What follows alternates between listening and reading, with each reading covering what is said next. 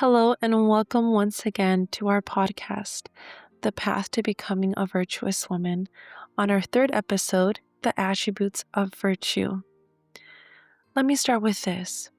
Virtue is not lived in theory, it is lived through concrete decisions, especially when no one applauds. Today, I want to speak to you about essential attributes that shape the character of a virtuous woman. And I hope that these virtues that we will talk about today, these attributes, you will pick one, at least one for today, to work on and to become that virtuous woman that you desire. So let us begin. Let us begin with faith. Well, what is faith? Faith is the foundation of all virtue. It's the start. It is not just believing in something. It's more profound than that. I believe that faith is trusting and acting according to that trust, even when we cannot see the outcome. Having faith in our beliefs, having faith in ourselves, having faith and hope which go side by side in the future. I love the quote that says that our future is as bright as our faith. Our future is as bright as our faith. That means that our future is bright because we have the sufficient faith. In the Bible, we hear that we have to have faith, even as small as a mustard seed. A mustard seed is very small. And I think many of us may think, probably my faith is not even that, even as that, as a mustard seed. We may think that our faith is insufficient to withhold the tribulations that we're facing, the trials that we're facing.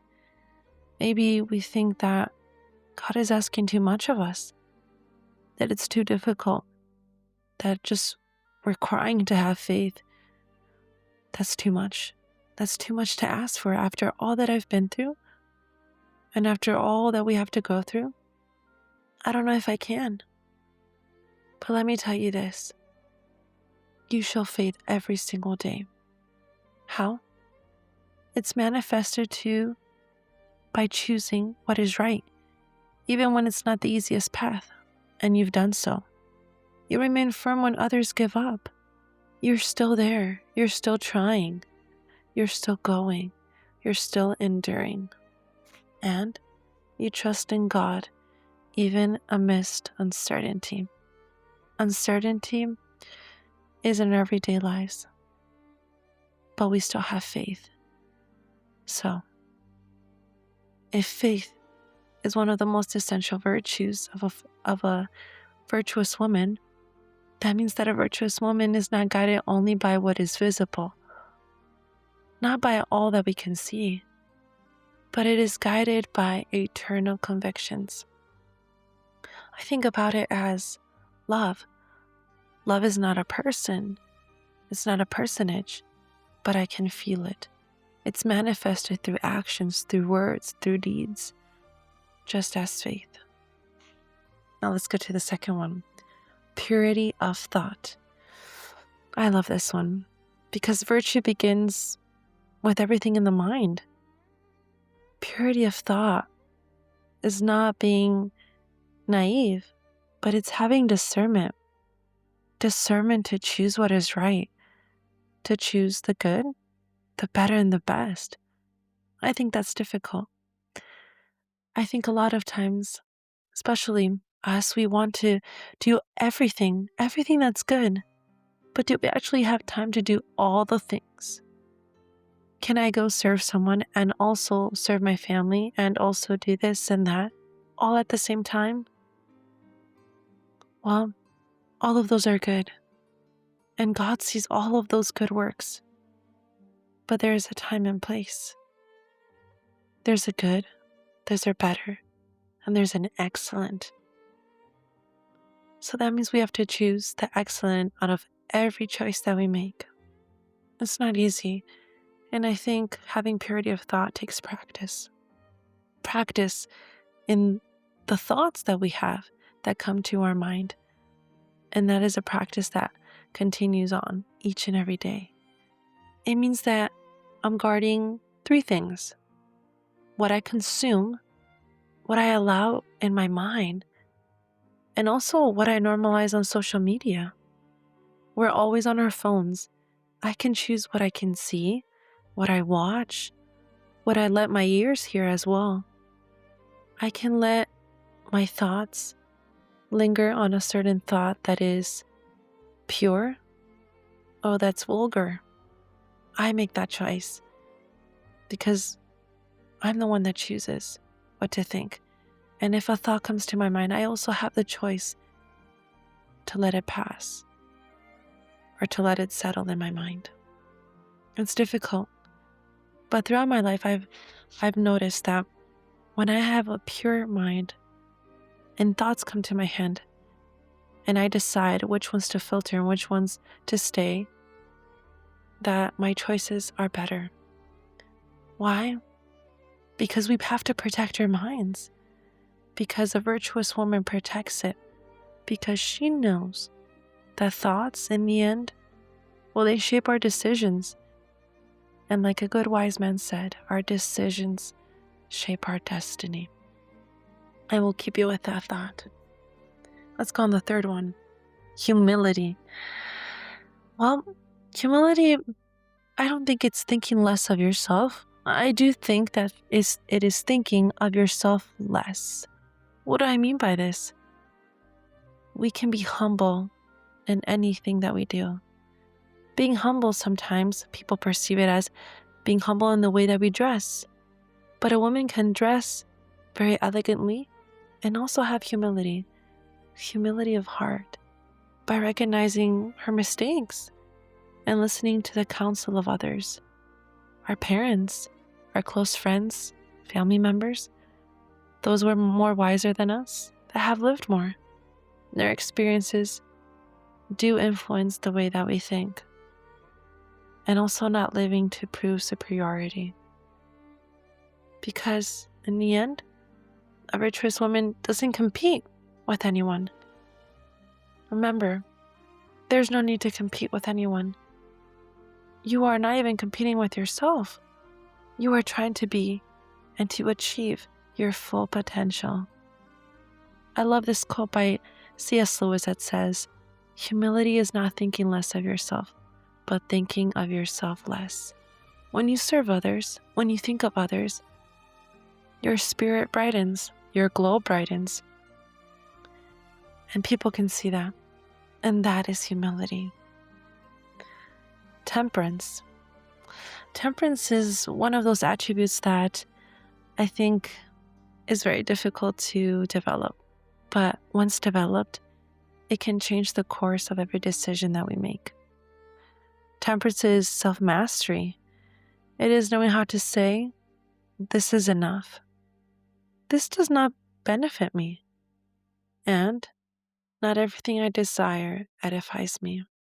It is controlling and being self-mastered of our own wants and desires, our emotions, reactions, and habits. Because being truly a virtuous woman is not being a slave to our impulses, but mastering ourselves. I love this. Each of us can have temperance. I love this virtue because this virtue was one of the virtues chosen by the ancient Greeks. Having temperance in all things. Meekness. Meekness, a lot of times, unfortunately, I think in society is also coupled with being less, with being vulnerable, with being weak. But meek is the contrary.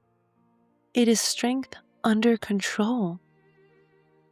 It is responding calmly when others react with pride. Because in the end, having meekness is that you know that the truth wins in the end. Because you choose peace of the soul over winning an argument. It's not easy. And sometimes our emotions and impulses get to us.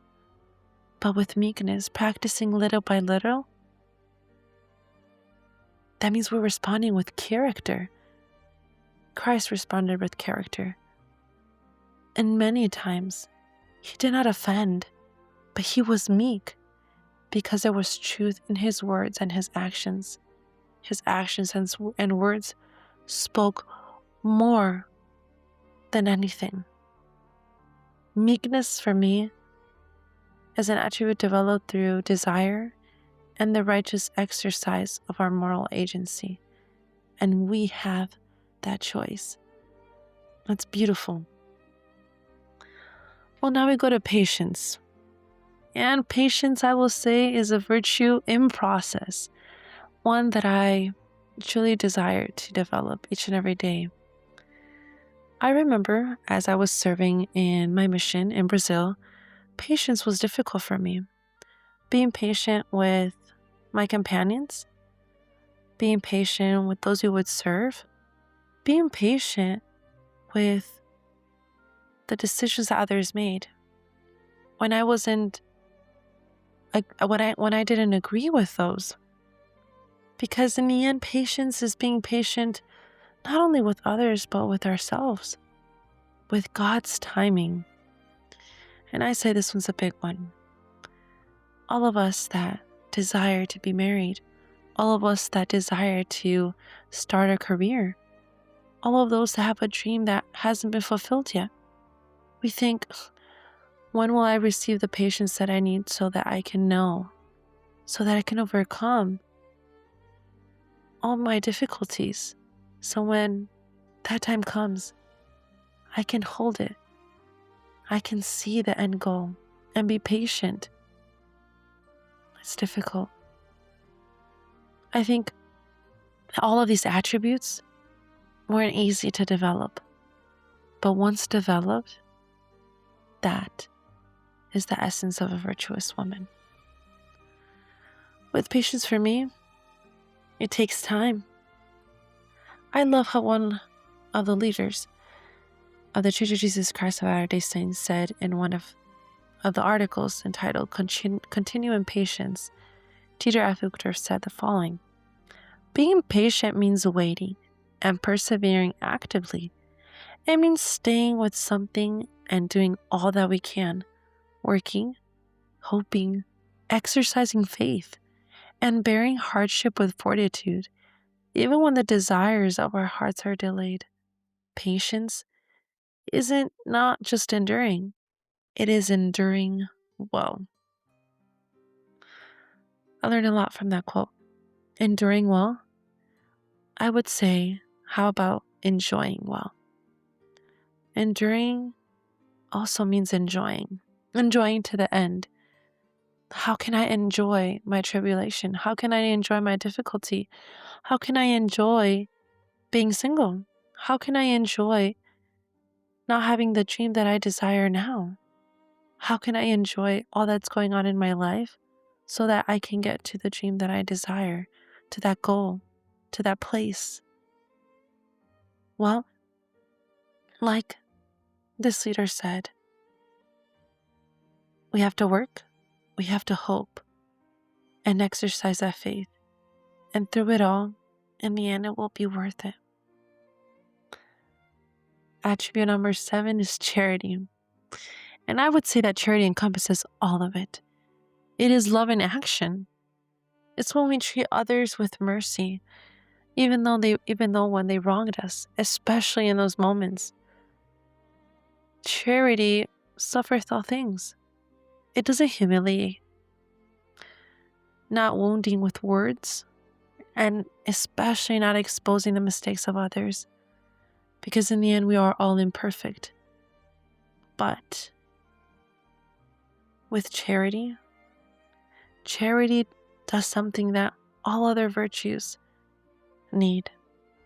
It reveals a transformed heart. I love charity because charity encompasses all of the virtues. And I would say it was probably the most highest virtue that any of us could obtain. And it's within us.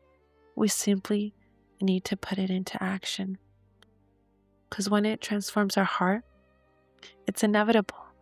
Everyone will see it. Your glow in your eyes. the way to speak, the way that you act. And that will make everyone feel the light that you hold. And that leads us to integrity. Integrity is coherence. It's being the same woman where? In public, in private, and especially when no one is watching. We live in a time and an era where everyone knows what you're doing, what is the latest trend, where you're traveling to, where you go to school, who you're dating, who your family is, the latest drama in your family, or gossip. Everyone knows everything about everyone because we expose it. But integrity is being pure everywhere you go, not changing for others, not changing for anything. Because in the end, there is one who's always watching, and that is the God above. So, integrity for me, and I hope that it is for you too, is choosing what is right even when no one will ever know. It is not lowering our standards, not lowering it for anyone. For you that are listening, don't lower your standards. Remember that you are a woman of virtue, a young woman as well, who is striving for greatness, who is striving for pureness, for being virtuous in everything that you do. And all of those who love you, and for all of those that you will meet, they will respect you because of the integrity that you have. Because in the end, integrity sustains virtue, no matter if no one applauds, because those that do matter will applaud your integrity. Which leads me to prudence. Prudence orders all virtues. It is knowing when to speak, when to remain silent, when to move forward, and when to wait. I love how Aristotle taught that prudence guides right action. Because, once again, we don't act on an impulse, but we act in wisdom. Let us just remember that there is a time for us to speak, and when we speak boldly, and there will be a time to remain silent, to listen, to ponder. There will be a time to move forward with faith, move forward with perseverance, and a time to wait